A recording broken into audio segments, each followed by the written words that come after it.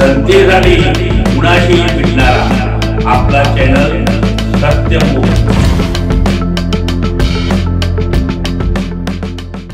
काँग्रेस पक्षनेते आणि लोकसभेमधील विरोधी पक्षनेते राहुल गांधी यांच्या 55व्या वाढदिनानिमित्त येथील काँग्रेस कार्यालयात 55 जणांनी रक्तदान केले आणि रुग्णांना फळ वाटप करण्यात आल्याची माहिती शहर अध्यक्ष संजय कांबळे यांनी दिली आहे।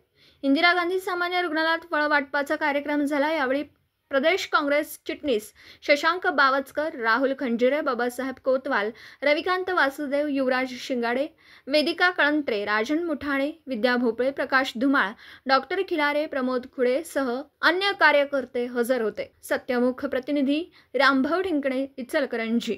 जनतेसाठी कुणाशीही भेटणारा आपला सत्यमुख। लाईक करा, शेअर करा आणि बेल आयकॉन ऑन करा। मित्रांनो, विसरू नका।